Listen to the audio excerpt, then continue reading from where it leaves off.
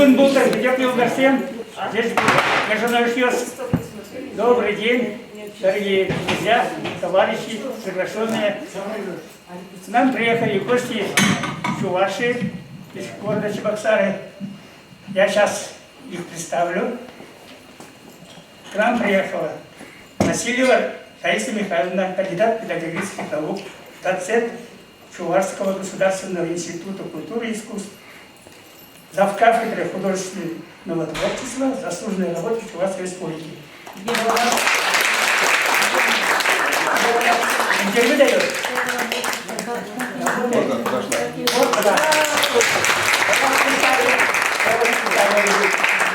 Дальше идем. Помеляков Николай Андреевич, мастер по изготовлению чувашских музыкальных инструментов. Раиса Сарби, народная поэтесса Чувашской республики. Сидленков Олег Михайлович, председатель Союза кинематографистов Чувашской республики. Я ведущий Анатолий Иголкин, живу в Ижевске, заместитель председателя Чувашского общественного культурного центра. Председатель у нас Алабужева Ольга Ильина. Так, что еще хочу сказать? Небольшую справку. В Удмуртии проживает 2870 чувашей. Общество мы создали в 1993 году. Вот уже более 30 лет мы существуем, работаем, не только пляшем и поем, но и такие мероприятия проводим. Так, слово для приветствия хочу предоставить директору Национальной библиотеки Татьяне Владимировне Тенциной.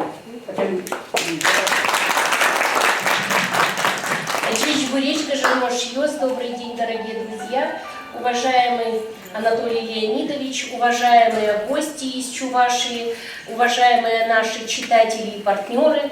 Вот сегодняшняя встреча, она состоялась по инициативе Чувашского общественно-культурного центра Удмуртии. И причем Анатолий Леонидович уже и с этой идеей, он давно живет, да. И вот сегодня такая встреча, я надеюсь, что к нам еще присоединятся и студенты, потому что вот я посмотрела выставки, вообще очень насколько интересные и по вышивке, и по элементам костюма, ну и, конечно, книги. Нас вообще с Чувашией связывает такие тесные культурные связи. В нашем фонде Национальной библиотеки на 95 языках мира литература, в том числе и, конечно, на чувашском языке. И еще мы уже 5 лет, в этом году 6-й год, проводим конкурс «Книга года на родине Петра Ильича Чайковского». И в мае месяце торжественно подводим итоги. Мы, конечно, такое, так скажем, не какое-то новое, в многих регионах такие конкурсы есть. Это еще один способ пополнить свои фонды библиотечные уникальными изданиями регионов Российской Федерации. Вот Чувашское книжное издательство тоже активно принимает участие. Мы тем самым вот пополняем наш фонд книги и о истории, и о культуре народов России, чувашского народа. И, конечно, то, что сегодня встреча посвящена вышивке, я вообще поделюсь очень своими такими впечатлениями о Чувашии, о традиционной чувашской вышивке. Было уже, наверное, давно, но вот я единожды была в Чувашии, мы с таким большим профессиональным визитом были, где посещали не только библиотеки, но и музеи, дома культуры и в Чебоксарах, и в Мариинском посаде, в Новочебоксарске.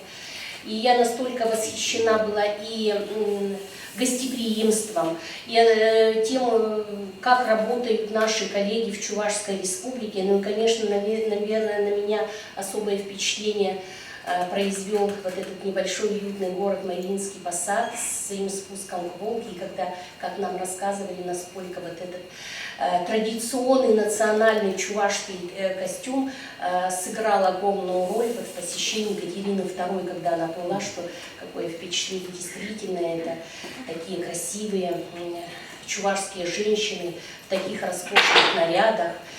Наверное, чувашский костюм, вышивку ни с кем не спутать, правда? Правда я говорю? Да, это особое. И я очень рада, что сегодня вот у нас представлено это. Я желаю нашим гостям, я думаю, что вы не первый раз в Удмуртии, кто-то, если первый раз, чтобы вы с такими же теплыми чувствами вернулись к себе домой, как я в свое время ехала из Чувашии. И что вам у нас было уютно, хорошо. И я надеюсь, кто не был в Национальной библиотеке, мы готовы вам показать. Мы любим очень свою библиотеку, она нам не просто далась, чтобы вернуться сюда в родные стены. И сейчас это место притяжения не только каких-то культурных мероприятий, но библиотека, она настолько универсальна своими фондами, что у нас место для всех. У нас и все, так скажем, стороны нашей многогранной жизни отражаются, поэтому всех с огромным удовольствием принимаем, и всем здесь уютно и хорошо. Всем нам плодотворной работы и хороших впечатлений. Спасибо. Известно, приступим к работе. Слово предоставляем Ларисе Михайловне. Лариса Михайловна, прошу, пожалуйста. Спасибо за теплый прием. Это отдельная история, такая шикарная библиотека. И прекрасные специалисты, очень культурные. Очень это нам понравилось. Попробуем. Мое выступление состоит в том, что на минуту сейчас будет видеоматериал в институте. Я работаю в Чувашском государственном институте культуры и искусств, заведующей кафедрой народного художественного творчества. У меня 4 профиля на кафедре. Это хореография, кино, фото, видеотворчество, любительский театр и руководство студии декоративно-прикладного творчества. Пожалуйста. Чувашский государственный институт культуры и искусств – динамично развивающийся творческий вуз. Я люблю наш институт, потому что у нас есть под рукой свой учебный театр. В Институте культуры и искусств становятся королями и королевами сцены. Это довольно сюда, и мне не надо. Я люблю Институт культуры, потому что здесь у меня есть все возможности для реализации моих творческих целей. Я люблю свой институт, потому что здесь войну.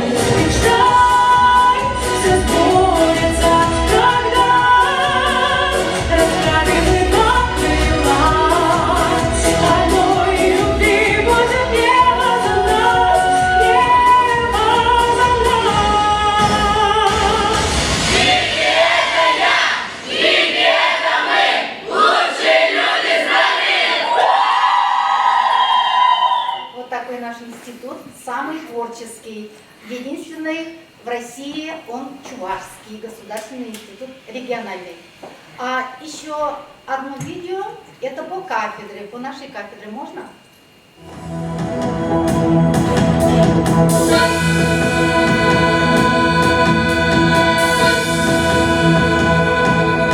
Чувашия – край с многовековой историей, древнейшей культурой и неповторимым языком.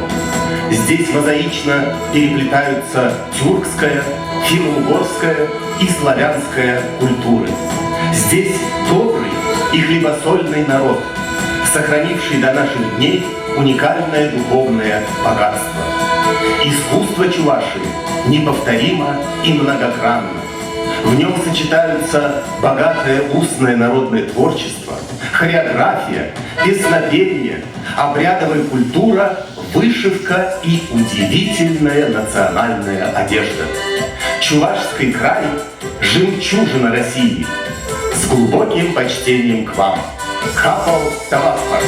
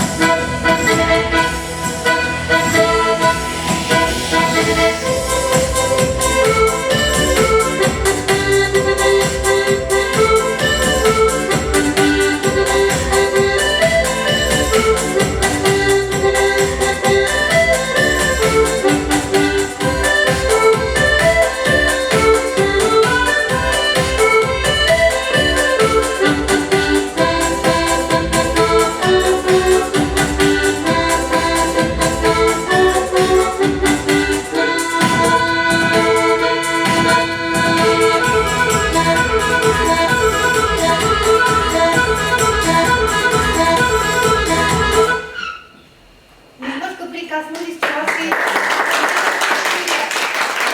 Я очень рада, что тут студенты сидят. Я студентов очень сильно ценю, люблю, уважаю. Вы внимательно послушайте, хорошо? Сейчас будет презентация. Презентация, знаете о чем? Презентация, как наши предки представляли мировоззрение, как они смотрели на мир. То есть немножко экскурс сделаем назад и послушаем, как они представляли этот мир, как они жили, как они ориентировались в этой жизни и жили прекрасно. Я очень быстро пройдусь по презентации из-за неимения времени. Следующий. У меня есть где-то. Все хорошо. Вот. Наши предки представляли, что Земля была квадратной, и в центре Вселенной находился древо жизни. Вот это древо жизни, юман, то есть дуб, он символизирует мужчину, как вы знаете, в семье, а женщину символизирует липа, мягкое дерево. Мужчина дух, дух это духовное развитие, знания, а женщина это эмоциональное. Мужчина в семье сказал, женщина реализовывает его планы, его цели. Вот этот дуб, это лично моя работа. Мы голословно ничего не создаем, берем материал из прошлого, это частично, в частности, это из наговора, где сказано золотой ограде, серебряная ограде, медная ограде, золотая гора, на золотой горе золотой дуб. Вот вам золотой дуб. Мир они представляли трехчастный. Верхний мир, боги божества, средний мир, светлый мир, где мы живем, и нижний мир. Это вот можно заметить здесь. Верхний мир – золотое царство, детям в сказках, серебряное царство, светлый мир, и наши предки, наши корни. Следующая работа. Вот, а тут вот целое мироздание, видите. Это работа студентки. Также вот мироздание, получается в центре древа жизни дуб, а в середине вот там, где мы живем. Тот же самый принцип. Золотая гора, на золотой горе золотой дуб, тут солнце, луна, день, ночь мы показали. А это небосвод, с урбаном сделали мы. Следующую работу. Вот древо жизни, то же самое, мировое дерево, а наверху орлица. Орлица в женском национальном наряде символизирует женщину. Вот она высоко летает, добывает знания у великого отца и воспитывает своих детей. Утром она их выпускает, вечером к себе собирает. Ну, опять-таки, древо жизни, но тут вы видите гитара. В Иркутской области председатель Национальной культурной автономии Чувашии Вероника Васильевна, они приезжали к нам, учились год, и ее итоговая работа – гитара. Почему гитара – центр вселенной? Почему гитара – центр мира? Потому что у каждого в душе 7 органов чувств, или 8-9 еще. Утром человек должен встать, вот эти струны души настроить, и с людьми всегда себя вести позитивно, хорошо, ничего отрицательного не должно быть. Вот Вероника Васильевна показала это. Но это у нас, у чувашей, у каждого народа свой богатырь. Спасибо, Анатолий Леонидович, удмуртскую мифологию он мне книгу подарил, я изучаю, шикарная книга. Вот у нас эпос, Улуп называется, богатырь наш, а в Башкирии день Урал-Батыры сделали, то есть они так сильно почитают. А мы, чуваши, имеем на чувашском языке Улуп, книгу, эпос, имеем на русском, имеем на турецком, а на нашей кафедре мы даже вот, посмотрите, обратите внимание, сундук сделали для хранения книги Улуп. Я лично 20 раз послушала, 30 раз прочитала, и там очень-очень много ценного. Это вот богатый такой материал изучить, знать и ориентироваться в жизни. Вот обратите внимание, у русских царевна лебедь, а у чувашей мердженькаев. Мердженькаев Она очень любила улыбку нашего богатыря, что я лично для Мирджингайт сделала такой головной убор. Тухья, это девичий головной убор, это 1,20 м на метр все работы. Но это дом. Наши предки представляли дом это центр вселенной. То есть тоже 3 мира имеется. Чердак — верхний мир, где живем, светлый мир, а подпол — это нижний мир. Вот так представляли. Но для студентов хочу сказать, вот верхний мир, там знания, да ведь? Почему там знания? Потому что Великий Отец, он первым появился, он держит 3 мира, как древо жизни. А здесь для вас сегодня, что храним в верхнем мире мы на чердаке? Духовное. Прялки, книги, тетрадки, пластинки. А что храним в нижнем мире? Все материальное, то есть банки, склянки, видите, даже наши чувства, там любовь, там все в нижнем мире. А чтобы то, что в нижнем мире у матушки Земли материальное есть, правильно использовать, надо всегда подниматься в верхний мир, знания получить и вот это материально правильно использовать. То есть для студентов сегодня верхний мир — это Национальная библиотека Удмуртии, Эрмитаж, Чувашский государственный институт культуры и искусств, всякие выставки, театры, кино, книжки. Поняли? Чтобы материально использовать правильно, всегда надо обращаться в первую очередь в Удмуртскую национальную библиотеку. Вот, тоже на 3 мирах, центр вселенной. Но это красный угол, тоже 3 мира, верхний, средний, нижний. Там божества верхнего мира, среднего и нижнего. На самом деле, вот, например, Эсрель, мы знаем, чувашский, да, или там другие божества отрицательные, они там, а ангел там, Кебе, там другие, они наверху. Сокращаю, это в центре вселенной, в центре дома ставили, как центр вселенной, раньше Ушаюби называется, но это в доме хранительница домашнего очага, у нее все есть, огонь в руке, образ в огне вы видите, вот она и держит семью, а это сама орлица, видите, тоже в 3 мирах, золотое царство, серебряное царство, медное царство, это херцурт, у русских домовой, у нас он херцурт, то есть охраняет дома. У меня тоже дома есть херцурт. Я вот уходя сказала херцурт, оберегай дом, все было, чтобы хорошо. Вот. Я только это сказала. То есть мне служит, все будет хорошо. А иногда такие слова говорю, думаю, а я там выключила газ, а я там свет выключила, еще раз захожу, проверяю, все в порядке. Это ерех, переводится линия рода, значит оберегает род. Если у кого-то проблемы, двойки получаете, там, не учитесь плохо, или там здоровье плохое, или там хотите богатыря родить, всегда надо обратиться, кто в семье были с такими качествами. Это баня, это Надя сделала, показала, что раньше рожали в бане, на сурбан брали ребенка, тепло, светло. Но то, что наши предки были умными, мы как узнаем? Вот это головной убор хушпу, тоже 3 мира, видите, верхний, средний и корни наши нижние. Но мы сделали, посмотрите, в 3 мирах расположили головной убор хушпу женский.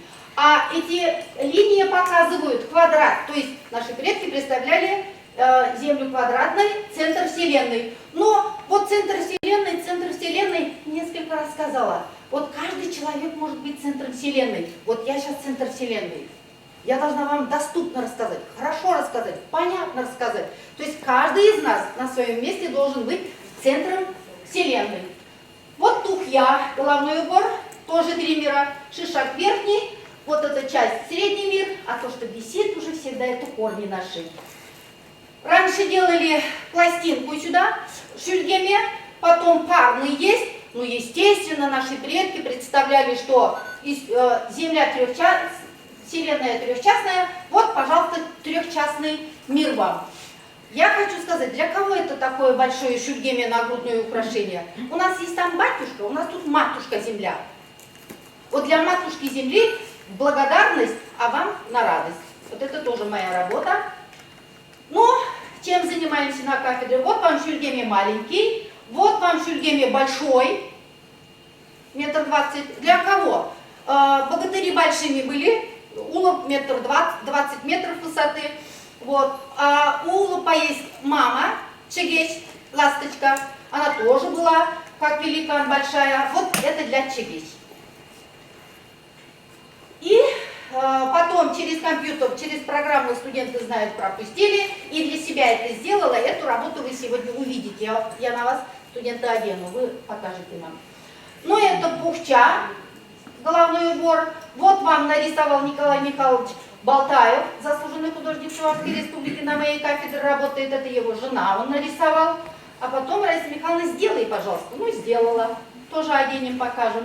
Ручная работа вся, вышивка, бусы, бисер, монеты, раковины, каури, все это. Вот. А теперь, завершая, что могу сказать. Правда, очень мудрые были наши предки. И вот такое украшение сделали. Мы думаем, как его сделали? Ну, усматривается тоже 3 мира. Это передняя часть, это спинная часть. Вот мы его сделали. Красиво? Но 1,5 года делали. Потому что это просто невозможно. Не знаешь, как они его делали. Тоже видите 3 мира. Верхний, средний, вон корни, нижний. То есть настолько умные были. Нам изучать их понятия, их мудрость, их опыт и использовать в своей жизни. Вот так она носится на спине. Эта часть, это спереди, а это вот в деле. Но на самом деле кафедра очень богатая, хорошо работаем мы. Например, вышивка платок жениха, девушка вышивала на свадьбе дарила, на сватовстве дарила мужу знак согласия выйти замуж. Они стеснялись, говорит, да, выйду там, стеснялись. Дарили платок жениха, а жених потом носил, красовался на свадьбе, все смотрели. Но подача вот этого платка жениха через тахтаман, у нас есть поэма «Нарспи», на тахтаман одели. А здесь головной убор колпак, но мы подали умело на Нарспи. Вот так вот целенаправленно, систематически мы, изучая прошлое, только так можно создавать. А прошлое оторвать, вот у дерева корень оторвать, высохнет дерево. Если мы прошлое изучать не будем, очень непросто. Ну ладно. Это Ереведина.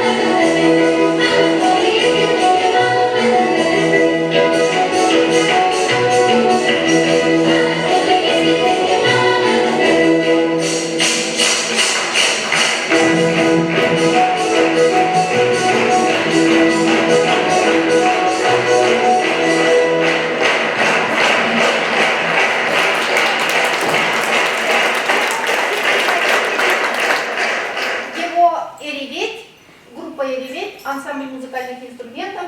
Вот он прислал показать вам. Очень такие молодцы, молодое поколение. Надеемся, все будет хорошо. Мы уйдем, наше поколение будет тоже творить чудеса. Теперь тему не забываем. Чувашская вышивка — достояние народа. Я в жизни не вышивала, а известная мастерица, вышивальщица Евгения Николаевна Жачева, она сегодня ушла в иной мир, верхний мир, так скажем, вот, насильно заставила вышивать, как бы. Ни разу не вышивать, 52 года пригласить, сказать, вот ты вышивай, все. И с тех пор вышито много уже. И одна из учениц, которая вышивала, изучала вышивку и вышивала в научных целях. Вот, например, швы чувашской вышивки. Обратите внимание, все швы собраны в одном месте. Издалека, конечно, не видно. Каждый шов очень интересно, очень красиво, очень не просто вышивать, но 40 дней вышивала тогда. Сейчас бы я, может быть, где-то за неделю вышила бы, тогда 40 дней. Нога была в гипсе, вот хорошо было мне. Ничего так не случается. Кстати, могу сказать, когда я к ней пришла, она вот так разложила, я увидела, вот так же вот сейчас вы хлопаете, почему-то хлопают, вот людям нравится, наверное, восхищает, восторгает, наверное, поэтому я посмотрела, если это увидит Владимир Владимирович Путин, сразу двухкомнатную квартиру даст. Я так высоко оценила, хотя никогда я не вышивала. Это вот швы чувашской вышивки. Но есть у чувашской вышивки еще. А увидел Владимир Владимирович? Нет. А может, дойдем до этого? Да. И она назвала это азбукой чувашской вышивки. Видите, какая она? Она в научных целях тоже вышивала. И потом есть букварь чувашской вышивки. Вот, букварь чувашской вышивки. Все узоры чувашской вышивки. Вот, и по рядам они, 9 рядов. И не просто так по рядам, знаете. Вот этот ряд вышивается на вырезе горловины. Вот здесь, чтобы злые духи не попадали. Следующий на фартуке, следующий на подоле рубахи, следующий, вот это вот северное сияние, тут вот радуга. Конечно, это элементы верхнего мира. Вот. И носится только, вышивается только на масмаке, головном уборе. Она не понимала, когда узоры верхнего мира вышивались еще на брюках. Вот, недовольна была. Потом покрывало невесты, платок жениха. А вот край вы видите, там лошади, животные, это на мужской рубахе. И она назвала это букварь чувашской вышивки. Смотрите, чувашская вышивка — достояние народа. Вот односторонняя вышивка. На одной стороне вышили, перевернули, изнанка будет. Изнанка тоже она чистая, нету там никаких узелков. Но она, чувашская вышивка, еще не только односторонняя, а двухсторонняя. На одной стороне вышиваешь, поворачиваешь, смотришь, за один прием, на другой стороне такие же узоры получаются. Но ценность чувашской вышивки, достояние чувашской вышивки, обратите внимание, вышили, перевернули и еще раз вышили. Она получается двухслойная, 2 слоя. Если у меня спросить, на какой стороне изнанка, на какой лицевой, это никто не скажет. Я сама не знаю, а это нельзя сказать. Одинаково получается красиво, двухслойная. Я вам покажу. Вот.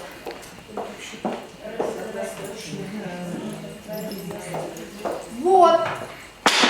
Теперь, продолжая, извините, вот можете посмотреть, это Евгения Николаевна Жачева, тоже она в свое время мне продала. Вот посмотрите, двухслойная, она еще меньше вышила. Там тоже не знает. Дальше.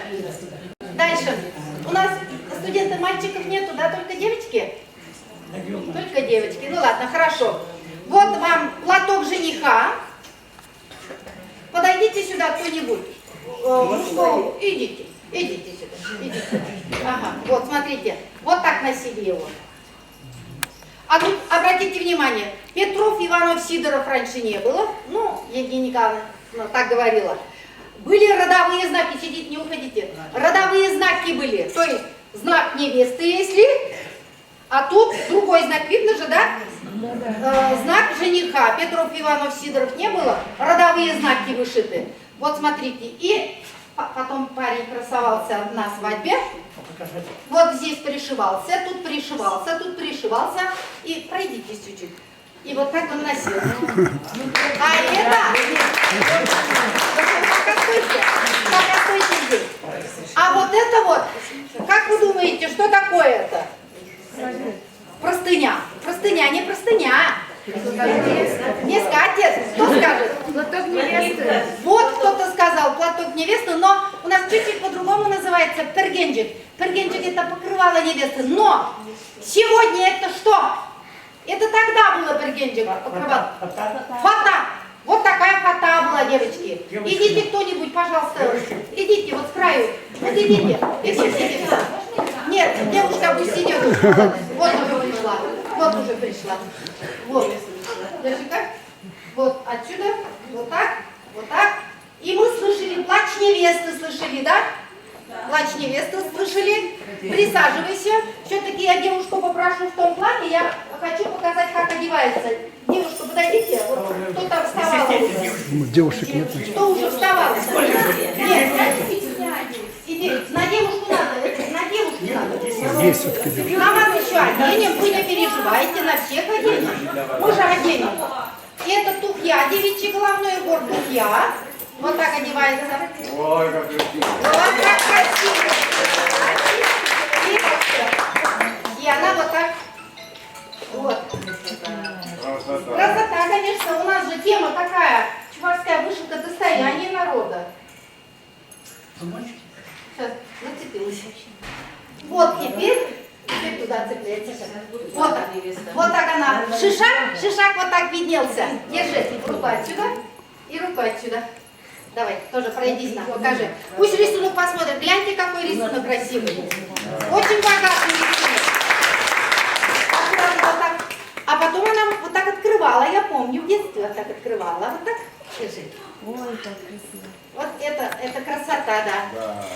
Нам мой надо было. Нам мой спит, Ольга. Красиво, да, ведь? И плач невесты. О чем бело?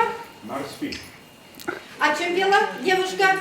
Студенты, можете подсказать, о чем она пела? Как легко было жить?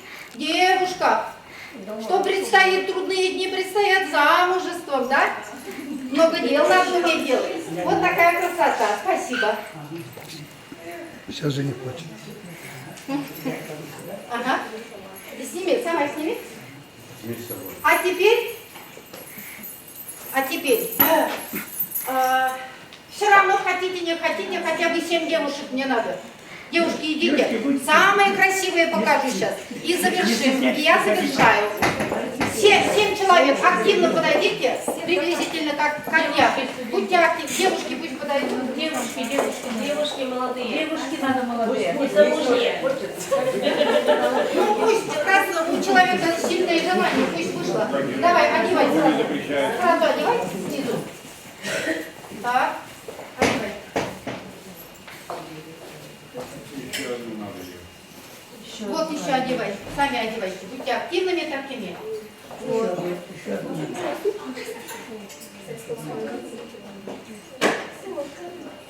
Сейчас мы оденемся и завершаем. Одевай. Одевай это. Одевай. Быстро одевай.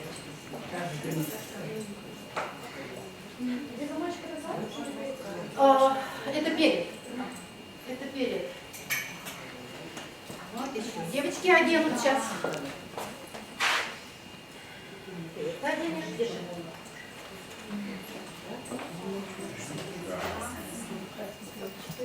Вот студенческие работы какие. Ой, прости.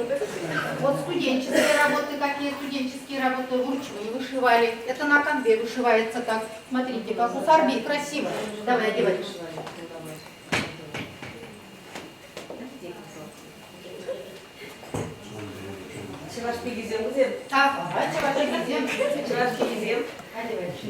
Вот хобби у тебя такой, да?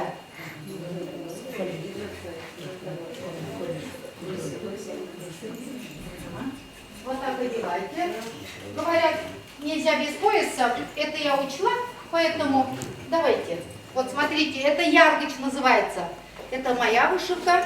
Яргоч, там и бисер есть, там и чувашская вышивка, и бисер есть.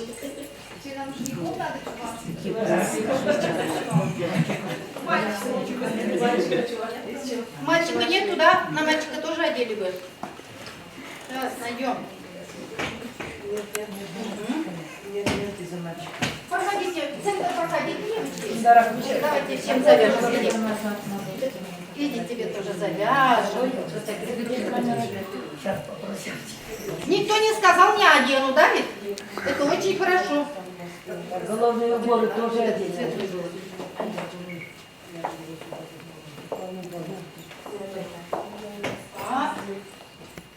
Еще подойдите, парочка, потому что украшений много. Украшений всех хотела бы показать, потому что 17-19 веков таких нету нигде, только я делаю пока. Все, вставай, в центр встань. Теперь на них будем мы вешать украшения. Очень такие красивые украшения. А сюда не нужен пойдем? Сейчас, пока. Может быть, вы знаете, Смирнова Аделия, Прозорова Марина и Васильева Злата. А, кстати, все остаются у нас работать. Уже одна осталась. Они из Ижевска, коллег, там зим. Отсюда они, да. Вот он говорит. Из Удмуртии, да. Из Удмуртии. Я с вашими связала их, но что-то не совсем получилось. Вот теперь головные уборы. Не будем смотреть на кого что. Обратите внимание, вот такие головные уборы. Да. Ну, это еще не очень тяжелый, потому что монеты болтали все. Секундочку, подожди. Секундочку. Покажу по правилам. Это вам интересно будет. Сейчас. На сурбан одевается, пушку одевается на сурбан. Сурбан, обратите внимание, 3 сурбана у меня, 3 этнографические группы. Присаживайтесь сюда. Сюда присаживайтесь. А потом пройдутся. Хорошо. Давайте.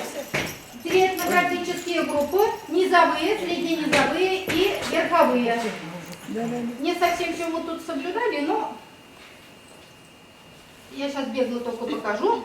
У низовых один, сейчас, дай-ка подлиннее сделаю назад. Один конец вдоль спины, второй конец тоже вдоль спины, но на первый слой накладывается. Волосы прячутся, вот так покажу. Так, и сурбан завязывается очень долго, целый час. А я за минуту, и поэтому это не совсем все будет хорошо. У меня тут висит, но покажу. Вот один на другой. Вот так. Вот совершенно правильно. Только нужен тут пояс. Пояс. У тебя двойной был, у кого-то двойной был пояс. Вот так? У кого-то был. Нет. Я двойной. Дай-ка я возьму один слой. Вот так привяжу. Вот так привяжу. Вот у нее как раз Вот так привяжу я. Один слой на другой. Сейчас рядом покажу средненизовых. Давай. Так, средненизовых. 2 конца разные. Рисунки 2 концов разные. Ну, давай тебе. Так, это сейчас сюда пока положим.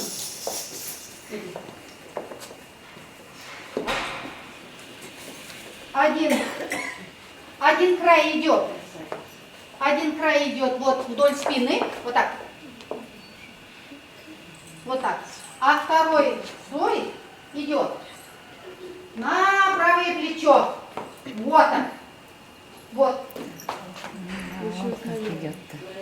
И, ну, получилось. Вот. Один сюда, другой сюда. Вот так. Посмотрели, да, сзади? А верховые, у нас 21 районов. Вот, например, Маргауши, Ядрин, Красночитай, Халикова, Чебоксарский. Верховые, Чебоксарский, Цивильский, Средненизовый. Марпасадский, Урмарский, Козловский, средненизовые. А я отношусь к низовой группе. Это Ибреси, Батырева, Янтикова. Янчики, Шамырша и так далее. Вот. Низовые. Вот это иди-ка сюда. Верховые и низовые. Верхние нет. Не, я по одежде примерно смотрю. Вот. Ага. У них тоже не...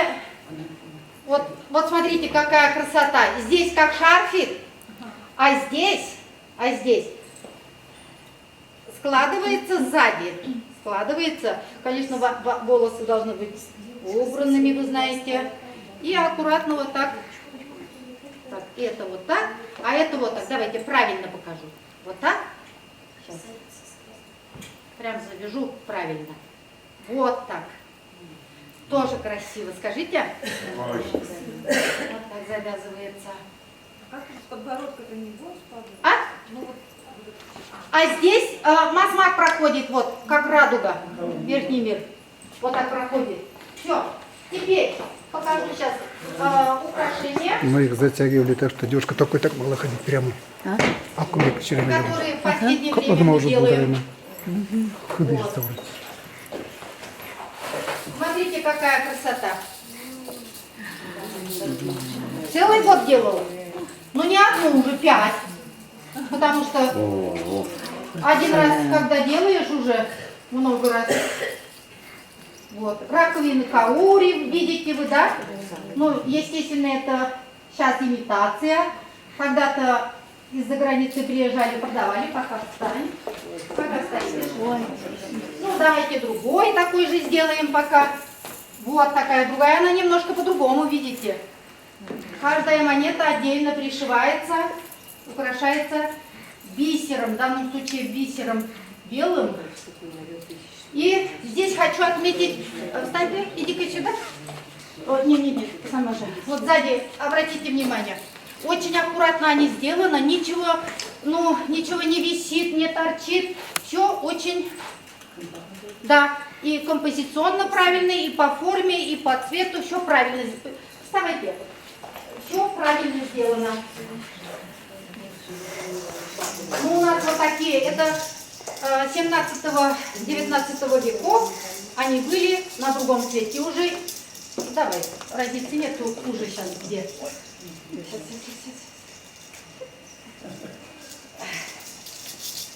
Вот. Вот такая штука очень интересная. Это из книги «От древности до современности». Иванов Фарков, Николаев писали эту книгу и Василий Петрович. Вот. Ну-ка, тебе, да. Вот такой комплект. Мне присылают, вот одна прислала, я, говорит, такой сделала. Я говорю, молодец, хорошо, но у них, смотрю, у них немножко не то. А у нас, мы же еще побогаче используем. Сарби, красиво? Встань пока на место. С удовольствием начну. Вот такая еще одна. Тоже тех же веков.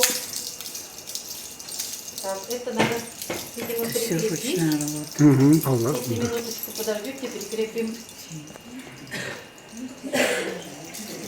Вот. Иди сюда, на тебя сейчас. Вот так надо. Это они могли одеваться друг на друга, что ли, украшения? А? Друг на друга? Да, я сейчас особо не соблюдаю, что на что, но примерно соблюдаю. Примерно. Потому что если я сейчас соблюдать буду, это целый день надо одевать. Целый день, да. Поэтому. Вот, смотрите. Так тоже красиво, да? Да. Это все вот ради него и руководство библиотеки, национальной библиотеки. Вот, пожалуйста. Нет, я разговариваю, не надо показывать, не надо. Я это одела на одну одежду, и все говорят, самая красивая ты была. Красиво, да? Тут камни использованы. Давай тебе возьми. Тут камни использованы очень красиво. Вот еще такая же, но немножко другая. Давай себе. Ага. Ага. Еще тут есть. Тут много. Вы думаете, все привезла? Это тоже очень долго делала, но техника другая. Вот. Его не просто так плести. Иди-ка сюда. Вот это. Тебе синий надо было. Ну ладно, красный пускай будет. Вот тоже давай. Вот она прям такая длинная. Прям на гравюре. То есть иностранцы приезжали, с чувашками встречались, рисовали карандашом. Мы теперь отсюда берем их, мы делаем. Вот зеленая с трубочками. Садись, Танька, иди. Смотрите,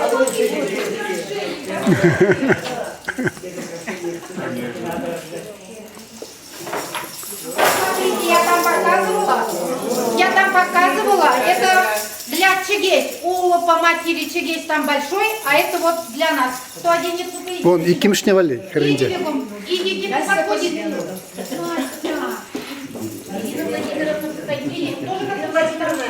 Надо же всех смотреть, иди.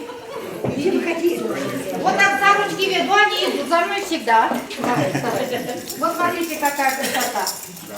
Это наспинная часть там на рисунке, но мы же не прошлый век, этот век. Мы еще наспинную сделали, гляньте, какая красота. Но мало показалось, мы еще на шейную сделали. Вот смотрите, какая красота.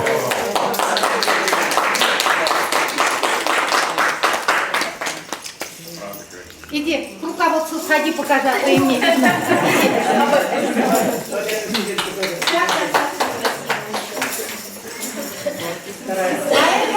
Это я сделала, недавно сделала. Закрытыми глазами сделала, уже рука сама идет, наверное. Смотрите, какой масмак. Вот вам.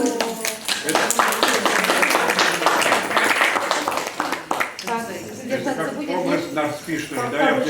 Видимо, нужна. У кого? За ушки, что ли, побольше, что ли? Вот надо давай на тебе другую тогда. Вот здесь, наверное, будет держаться. Не уходи только.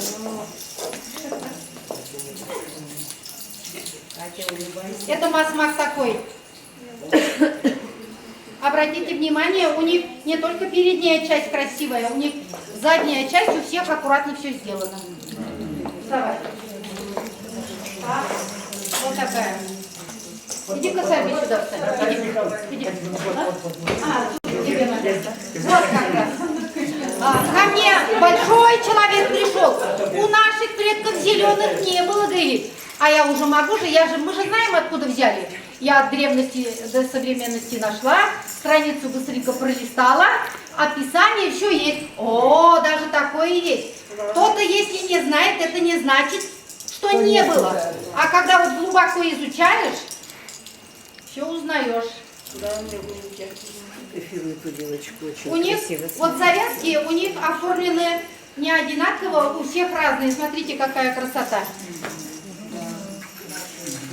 Давай, пока тебе сейчас на голову. Давайте на голову начнем. На голову начнем. Иди тебе вот это.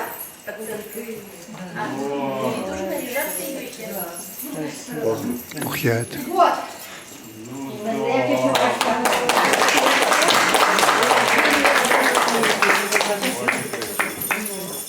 Так, у тебя уже есть. Вот тебе завтра оденем. Вот такая. Это надо. Это чисто низовые. Вот чисто низовые. Так, я тут больше низовые похожи. Вот это вот низовые. Видите, какая красота? Посмотрите. Ага. Вот сзади. Кто-нибудь снимите-ка, народ как снимает. Это же интересный фото. Может, снимает. Нет, наоборот, кто как снимает, их снять надо. Некоторые пиджаки уже сняли. Вы думаете, Я хочу весь фото сделать. Понятно. Вот Жарко стало. Да, бездомный судом.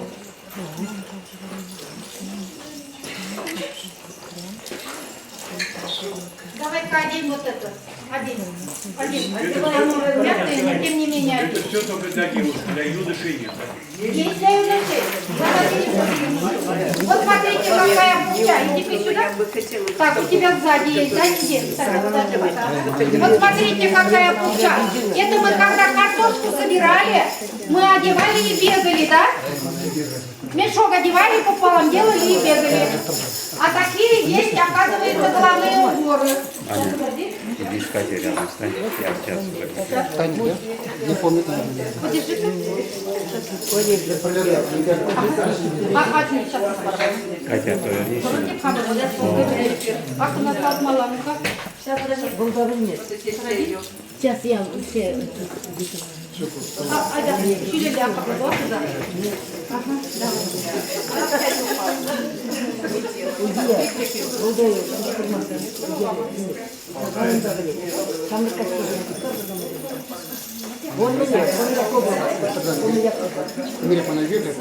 Вот самый специалист. Вот, все, посмотрите, как красиво, да? Так, все, дальше пошли. О, это вот Янчинского района, кто из Янчинского района? Я. Да? Еле-еле мы его сделали, давай, на тебя оденем. Вот так надо одеть. Вот так надо одеть. А, это надо...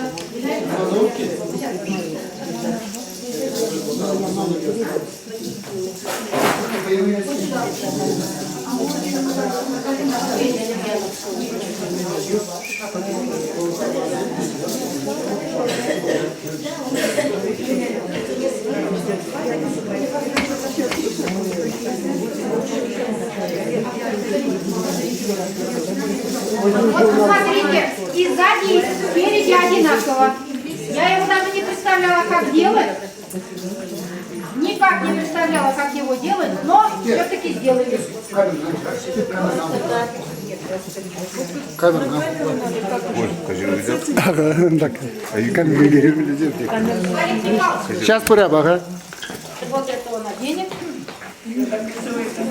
Я сейчас как жених буду, да? Могу выбирать.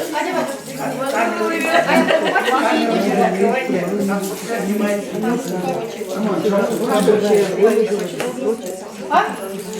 Ага, головной убор будет. Я не знаю, куда повешать. Повешу на себя, повешу.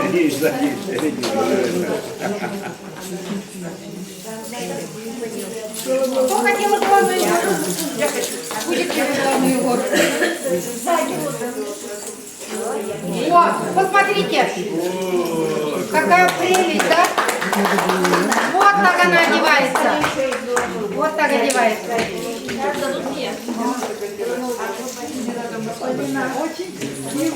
Вот смотрите, какой головной убор. Мне очень-очень нравится лично. Это носили не забыли. Камеру закрывайте. Камеру закрывайте. Это носили средние низовые. Вот такая красота, гляньте. Какая она красота. И сзади покажу. Вот, посмотрите, сзади как придумали, да? И спереди.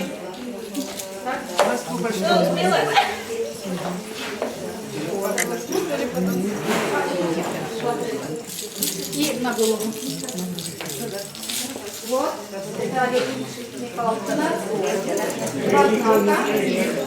Это с Татарстана вышила девочка, тоже без ошибок.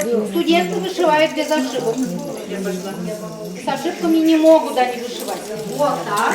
Она будет. Сейчас головной убор. А головной убор, Кумиряков не даст соврать, что у нас носили такие колпаки, да? Совершенно верно. Вот, встань в середину, встань. Девочки, мальчики, тут очень много я не все покажу, потому что невозможно показать. Гляньте, это какая красота. Ну идите, студенты еще на вас. Идите, идите. Идите, студенты, идите, идите. Только быстро идите, идите. Да, тебе можно. Тебе можно. Уже можно. Согласились. Я выпрашиваю просто. Да, да. Давай, вставай. Какая красота, да? Так, на вас. На вас даже не голова не болит сюда. Давай сюда. Я даже не знаю, куда. Вот сюда пускай будет. Тут, конечно, идите кто-нибудь еще. Взрослые, там, родители, нет, студенты. Идите, идите. Иди.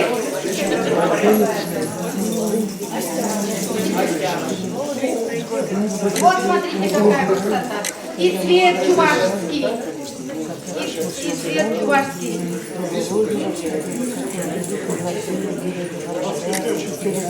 Сзади смотрите, какая красота. Давай. Это что надо убрать надо, чтобы в косы не попасть. Нет, в косы, чтобы не попасть.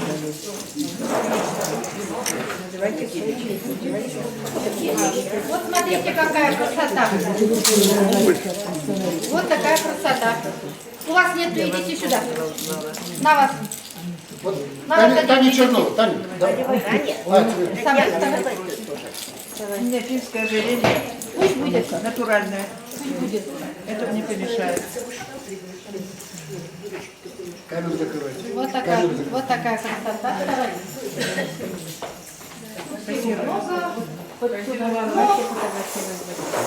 Хотела бы вот это, которое 1,5 года делала, показать. Иди-ка, пожалуйста. Иди, пожалуйста, твой цвет подходит. Иди, иди. Вот я же говорю, все студенты хорошие. Все.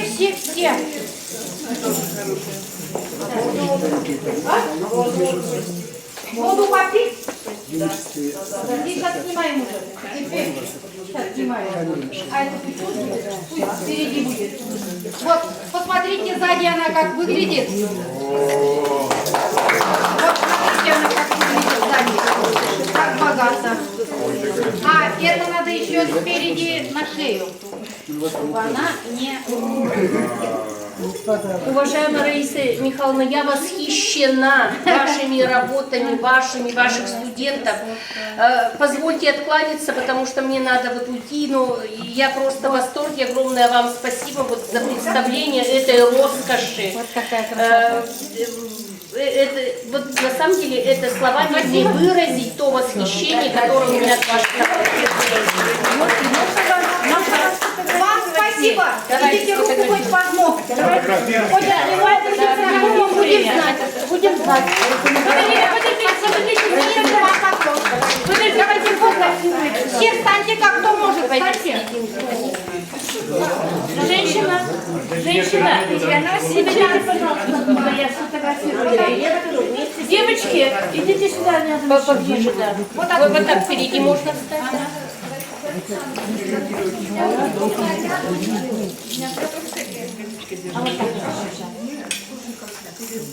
Оля, сюда.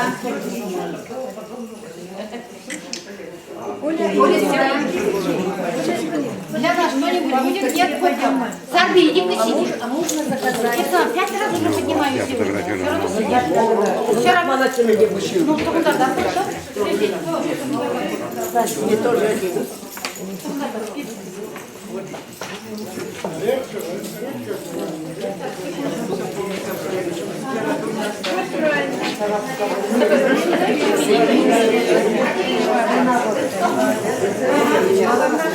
Вот смотрите еще какая. Я покажу. Одевать не буду. Чобар, вот это, чобар, это вот такой чобар. Смотрите, это вообще красиво. Это вот как птица, да? Да, как шар птица. Внутри мира все соснуться будет. Сейчас я оставлю. Ну, я его буду держать. Еще раз встаньте, пожалуйста, вот так вот я вас. Давайте. Нет. Подождите минуточку, еще надо. Птичка улетает.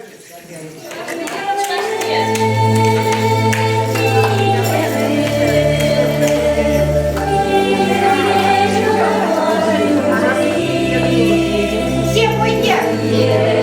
Все.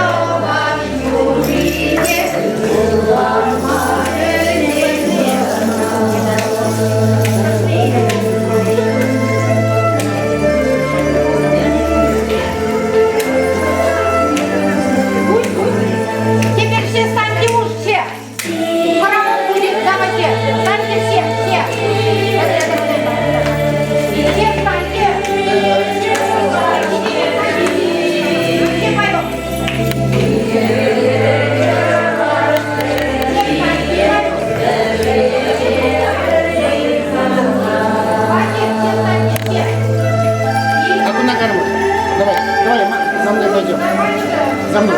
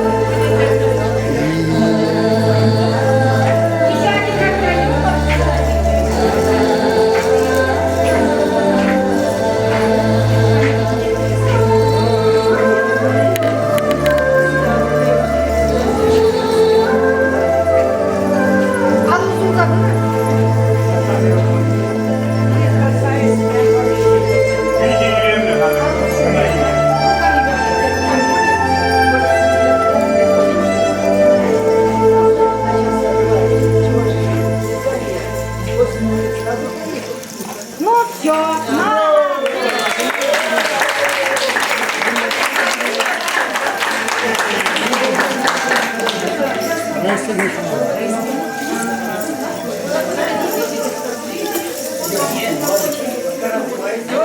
Пока потихоньку будут вещи приводить в порядок, собираться, я прочитаю несколько стихотворений. Конечно же, все стихи, посвященные сегодняшнему празднику чувашской вышивки. Первое стихотворение я прочитаю на родном чувашском языке, посвящаю виновнице нашего сегодняшнего торжества Раисе Михайловне Васильевой. Даже песня сложена на это стихотворение Николая Ливанов. Я спеть не могу, но прочитаю стихотворение. Я думаю, сразу все поймете, о чем звучит это стихотворение. Описывается именно вышивка. И ректор за пуштарын за, терлели бет юрла-юрла, чун-чунатне сарса-ярза, эмелебе шубырлаза, манчуным пиде савок, терлели эптер авок, тиреп щипе. Тиреп еппе щиппе турца, чутеп былять, перьеве, шевье йылдыр, шылдырбегек илеме бур, чавашке ривал ага кур. Мантеррем рек хевель валли, келей билет савны валли, элешлетере выбарать, пуласлых азамне сарать, мандеррем пиде габыр, савничем буле сабыр, тиреп еппе щипне турца. Şutip bıyat, peryever, şevli yıldır, şaldırbege ilemi bur, çavaşki rival, aga, kur. Меня волдан, чын жавашсем, терлени күне шеп илем, шак паргадарлы илеме, врендіп эбі терлеме, ажазине пехиллен, хевелле жуды пиллен, тиреп еппе шипне турца. Шутеп бұят бір евер, шевлие йылдыр, шалдырбеге илеме бур, чавашки ривал, ага, кур. То, что сама наша вышивальщица, любуясь благородностью чувашской вышивки, сама вышивает, но она учит детей и своих внуков прекрасной чувашской вышивке, передает наследство. Об этом стихотворение. Я уже сказала, это песня.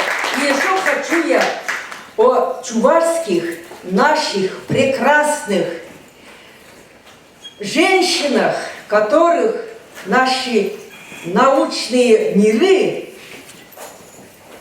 превозносят прямо к истокам Амазонок. Вот об этом и стихотворение у меня есть. Хевелье уехала тухья. Тухья — это убор головной, девичий. А на мне вот хушпу, это женский убор.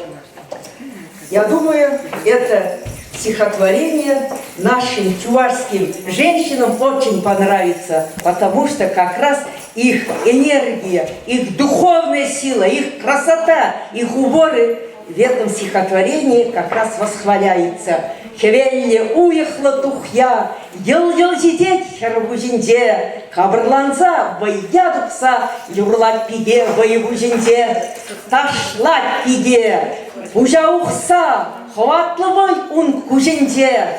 Хевелле уехала тухья, хевдезик ун чунинде, плет пиге, туят пиге, хевелле ун уменде, амажин кемеле беге, ялдраттенде унтуменде, плет пиге, туят пиге, путмасвал пурныч хуменде, азамжы бирешки беге, хваттарадун чуменде, шавут хватвал юраду, чундан завзаттыван жере, тваллыға сықлат таду, пинжер таза жере, плет пиге, туят пиге, мерден духя азамлықне, ташладым ай сиде-зиде, озат чываш аваллықне. Узалдышман ешкерезем, тұрзасын боржы бірлешме, чыважарзем, яшкерімзем, кірешпек тоны кірешме, шабы жура бітсен арзем, тухялы бігезем херзем, пухса хаюллы шен жарзем, кірешне тұшманба херзем.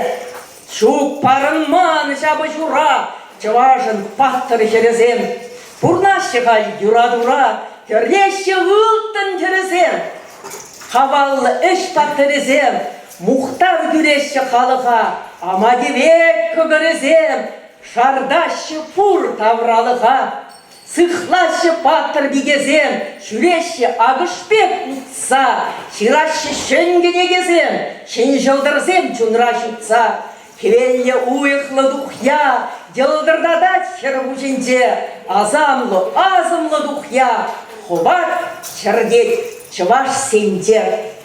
Еще стихотворение про чувашский народ, который был, есть и будет. Сарлагада, таза чувашшере, улықпа жаран бавыл буян, чуваш халыгин, бин-бин-бин көре. Пин-бин юра янрат яндаян, чываш халыгин йывалихере, чывашла юр-юрлать савынать, паянгун чываш халыги чере, ырангунда ун эже онать, чываш халыги ырыда савы, пурнать пурныжа юлатса, туме-юме, илемне де кабыр, пурневал паттырзем журатса. И хочу стихотворение из моей русскоязычной книги, я пишу и на чувашском, и на русском, перевожу с чувских языков на родной чувашский язык, из других языков на чувашский язык посредством русского языка, и сама пишу на русский, и перевожу чувашских поэтов на русский язык. Это моя книга «Созвездие любви», вся из любви к народам всего мира, магии чувашского костюма. Посвящаю, конечно же, нам, чувашам и всем, кто уважает, любит, гордится дружбой с нашим народом. Магия чувашского костюма. Когда хожу в чувашском платье, когда на мне звенит тухья, во мне гремит ума палата, я становлюсь мудрей себя. На платье вышиты старинные рунические письмена, и никакие черти, джинны не могут побороть меня. Не обереги, простые эти святые силы придают, и поступи лихих столетий гармонию вновь создают. Чуваши шли в жизнь точно, очно, души оберегая свет. Лик солнца вышивали сочно у сердца, всем неся привет. и летом, и зимой, ликуя, нося прекрасный свой наряд, я Божье слово в нем диктую, в нем становлюсь я в Божий ряд. Всем миром в Божий ряд мы встанем, ведь дети солнца наш народ. Всем солнце свет дарить мы станем, мир славит наш чувашский род. Чувашский наш костюм стозвонный оберегаем все любя. На Агадуль, на праздник званый мы приглашаем, друг, тебя. Всех приглашаю в Чувашию, нашу прекрасную республику. Ыразунзак и Геттер.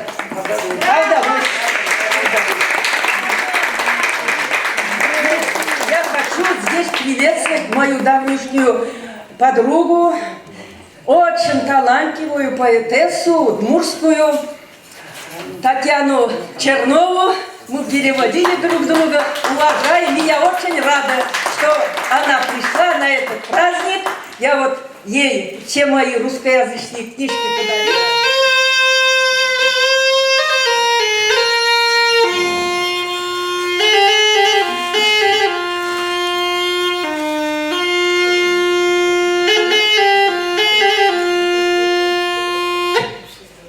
Вот смотрите,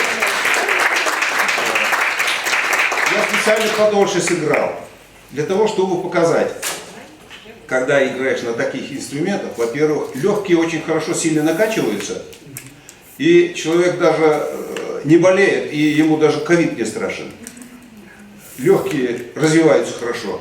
И еще один секрет такой есть. Когда играешь на этих инструментах, надо применять так называемое циркулярное дыхание. Носом дышишь, а ртом постоянно давление воздуха создаешь. Этому тоже, конечно, надо учиться. Так вот, не 1000 лет назад, много тысяч лет назад, молодые люди, которые вот сидят, такие же, соединили два таких инструмента, и получился совсем волшебный инструмент, который называется... Вот этот инструмент как называется? Волынка. Шобар по-чувашски. Здесь на самом деле 2 пищика и 2 ствола. А чтобы воздух постоянно подавать, обычно делали такой пузырь, пузырь из мочевого пузыря животного или даже из целой шкуры, и играли на нем вот таким образом.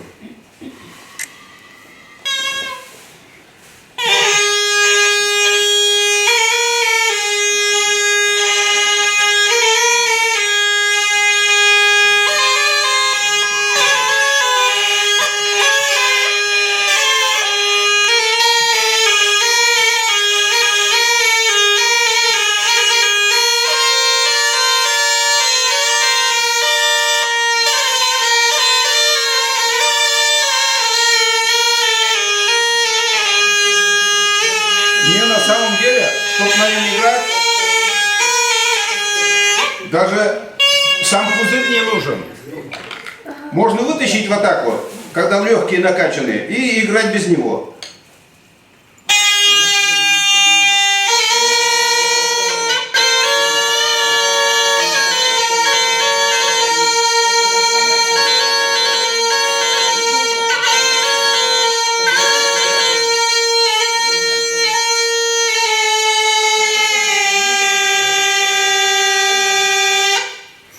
Это волынка. Она первой трубке клапан, что ли? Да. Так вот, теперь я вам хочу показать инструмент, который я совсем недавно сделал. 2 флейты соединил вместе. И звук у него оригинальный такой. Послушайте, как он звучит.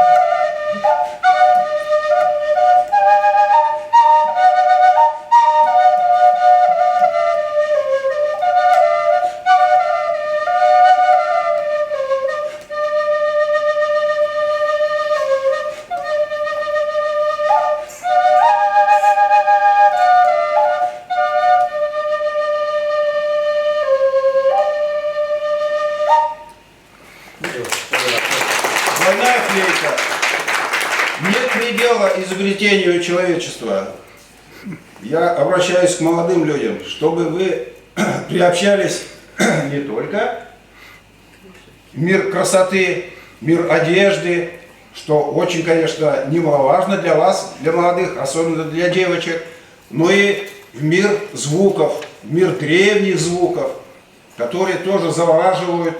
Как приятно смотреть на красоту, на одежду, так и приятно слушать древние старинные звуки. И вот хочу сказать, что в древности ведь люди с помощью музыкальных инструментов и радовались, веселились, и проводили древние обряды в том числе, применяли их. Даже людей хоронили в древности под звуки музыки. И вот это вот древний обычай остался у военных. Военные даже своих героев хоронят под звуки музыки, мы же знаем, так ведь? Так вот, а когда наступало жаркое лето, засушливое, трава выгорает, скотину даже кормить нечем, жарко, какой обряд проводили? Чумар-чуге, то есть это испрошение у сил природы, чтобы природа принесла дождь, да? И вот даже придумали инструмент, ну, как в этих случаях даже и барабаны стучали, и кашу варили, чтобы задобрить силы природы. И даже придумали инструмент, который дождь приносит. Вот он перед вами. И вот брали его, поднимались, может быть, по склону ближе к облакам, и начинался дождь.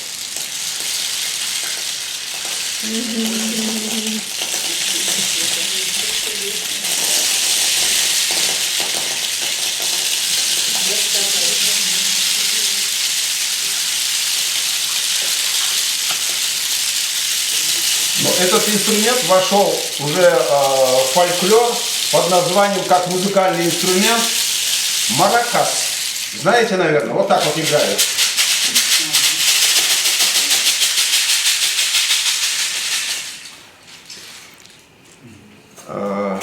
Ну, спасибо. Кому интересно, можете сейчас буквально подойти, пробовать играть. Я могу показать секреты игры на этих флейтах. Пожалуйста, большое спасибо. Все хотят, правильные делают. Правильные делают. Какие вопросы, пожалуйста, задавайте. Берите инструменты, пробуйте играть.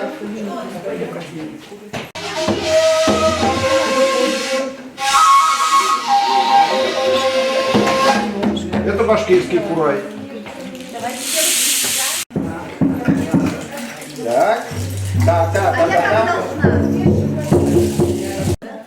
Дирижер у нас начинает. И постепенно начинаем ходить. Поехали.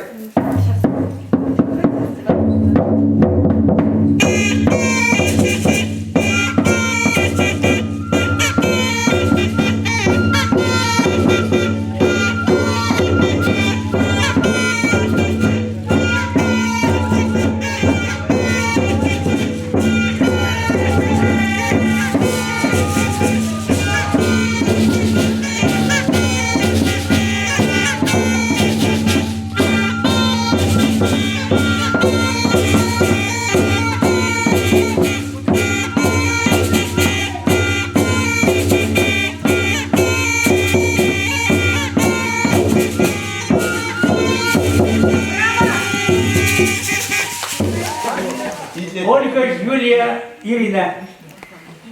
По фамилии не буду. Сарапулдан. Из города Сарапова. Наши земляки. Сарабулу Джошла.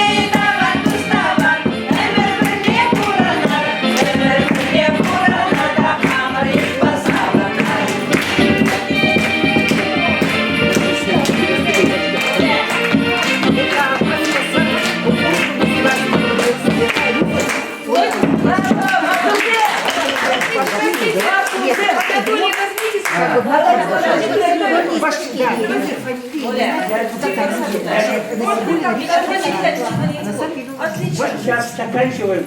Сейчас награждение будет.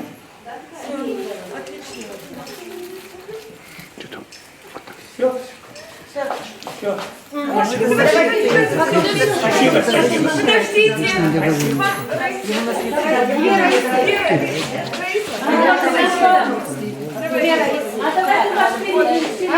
Сейчас. Разницы нет никакой. Фильм снимаем, мы хотим. Это мой ноу-хау.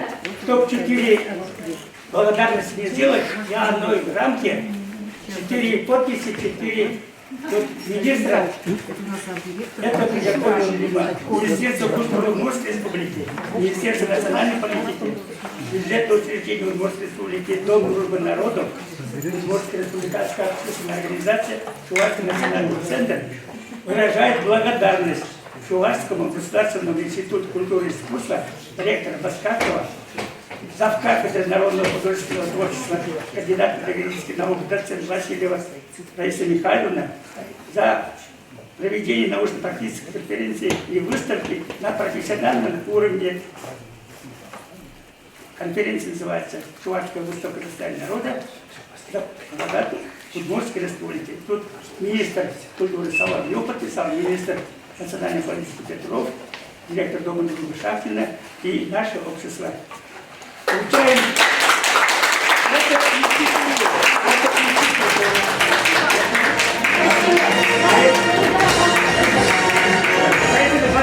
вам лично. Спасибо, очень приятно.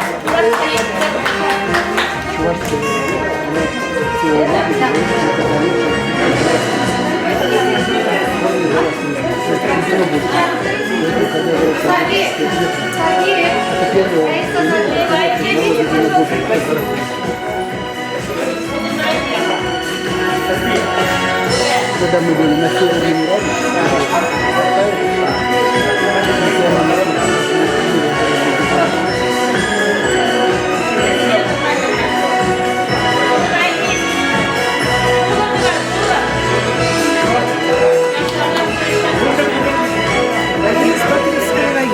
Батырский Кошелдан. Из Кабурданова Казахского района. К сожалению, они сегодня не могли подойти.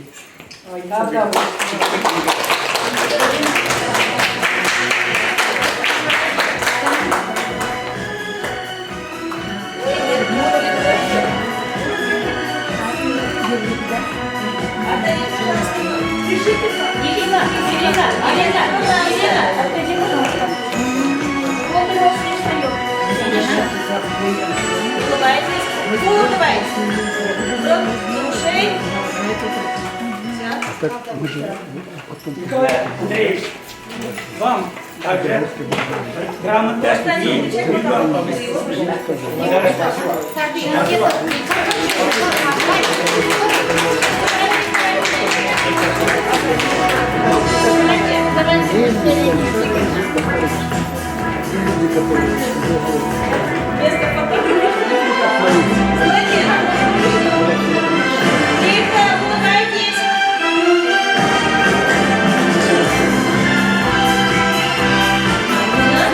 Олег Михайлович, мы вас также награждаем.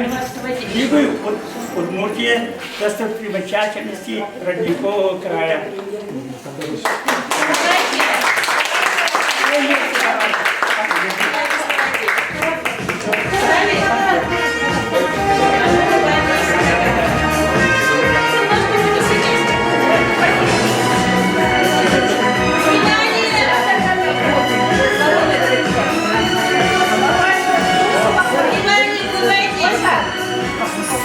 Смотрите.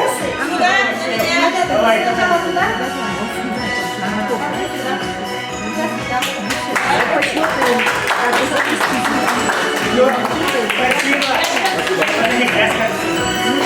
Слово предоставляем председателю Чувашского центра Ольге Геннадьевне Алабужевой.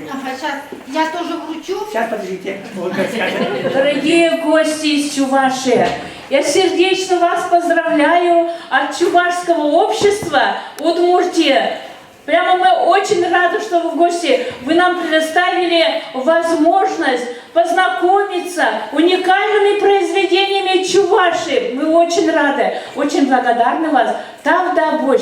Желаем вам успехов в дальнейшей вашей работе. В общем, большой привет от Чувашии Удмуртии.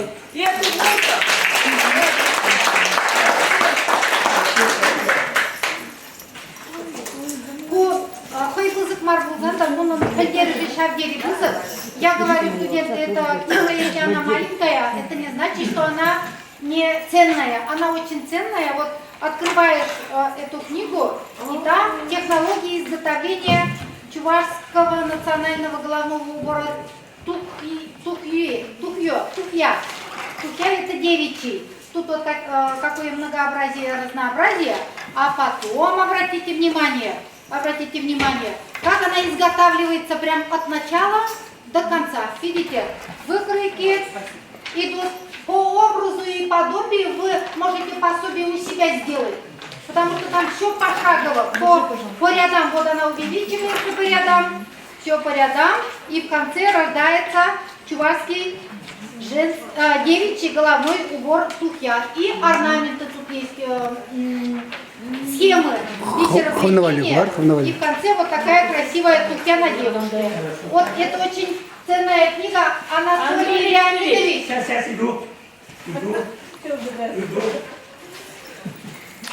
Во-первых, это вам пригодится. Вам пригодится, очень даже пригодится. Спасибо большое. Потом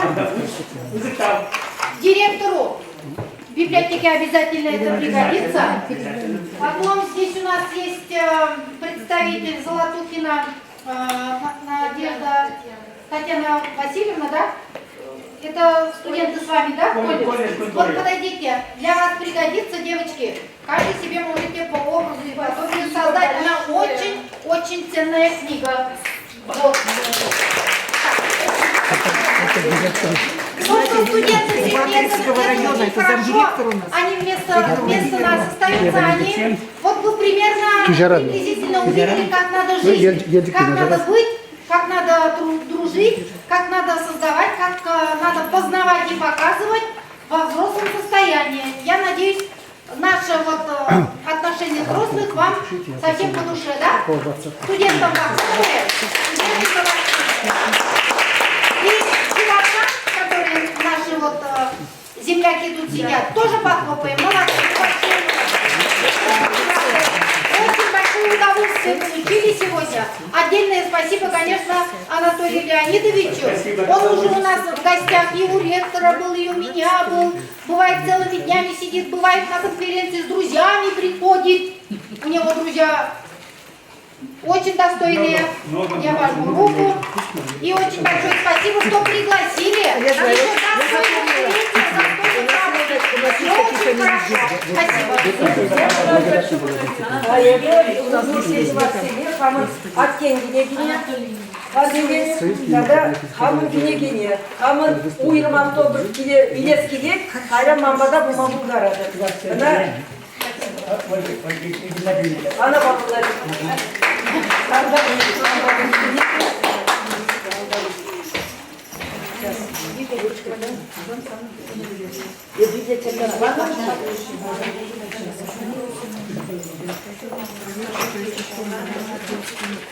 Хочу выразить всем благодарность за участие на нашей конференции, особенно колледж культуры.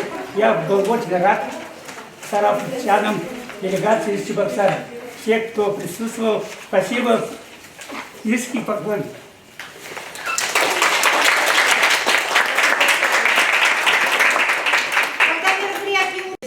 Споем вам счастливо до прощания. Урхама всем тарай, штабардаться, щирки вечерцы не вестерцы. Изептуса, инжежула, баянка скетсе, Нансава наркавазем, Перлевуна савана, Чундан савана, савана, Перлевуна савана.